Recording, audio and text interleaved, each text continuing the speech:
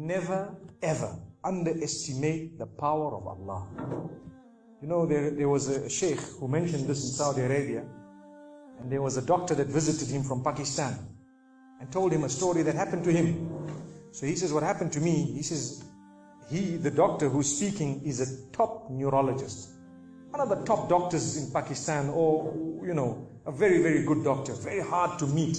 It's said that perhaps you would have to wait months on end before you can get an appointment to see him. So what happened is, he says, I was flying from one city to another, a very busy man, flying quite often within the country and perhaps even outside. And he says, suddenly the clouds built up. Huge clouds, and the lightning started striking, and it started pouring, and there was lots of turbulence, and one of the engines was struck and it was damaged. So we had to land. And so what happened is, the landing was at a nearby little airport or a little strip and so on.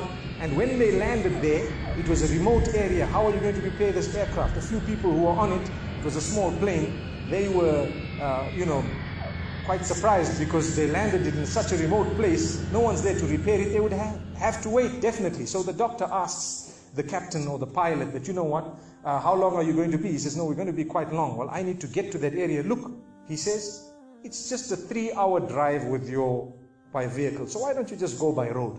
And you know, you can go there and get there. He says, okay, good idea, because this is going to take long.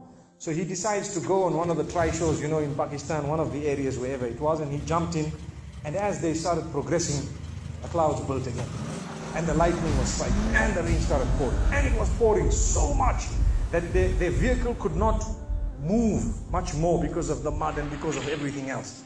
And so it was quite an open area with a bit of farmland. And after a while they realized, look, we're not getting anywhere. There's a little house here. Why don't we just go there? We can read our salah. Perhaps we can, see, have a bit of a meal or whatever else. And they decided to knock the door. Strange people, strange land, far off, out in the rurals. And so he knocks the door, and he's got his little bag and everything, and he walks in. An old lady happened to answer the door after a while, and they spoke to her saying, look, this is what has happened, and we're going from so-and-so to so-and-so, and we just want a place, we want to read salah and so on. And she said, no problem, you can come in. She had a little musalla, a little sajjada, and she had a little baby on the side, or not a baby, but a child. And the child, every little while, she's actually checking on the child, and she's sitting on that musalla, making dua and reading her own salah. These people fulfilled their salah, did whatever they had to. And when they were about to leave, they spoke to the old lady saying, thank you very much, jazakumullah khair, and so on. And, we're going, what's happening to this child, So the woman says, look, the child is an orphan. And the child is unwell, not well at all, very sick. And we've been to all the doctors around. And subhanallah, I'm the grandmother of this child. The doctors have told us that there is only one specialist around who can help this child. And we tried to make an appointment, but they asked us to come 6 months later. And it's far away. I've been making dua to Allah ever since that day. Ya Allah, make it easy for us. Child is sick. Make it easy for us, Ya Allah. So the man says, what's the name of that specialist? So the granny says, it's Dr. Ishan.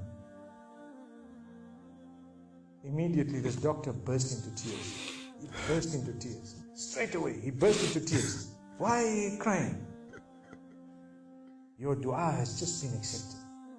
For your dua, the thunder came, the lightning came, the engine struck, we came down, we came on the road, the rain came again and stopped us and so on. And do you know what?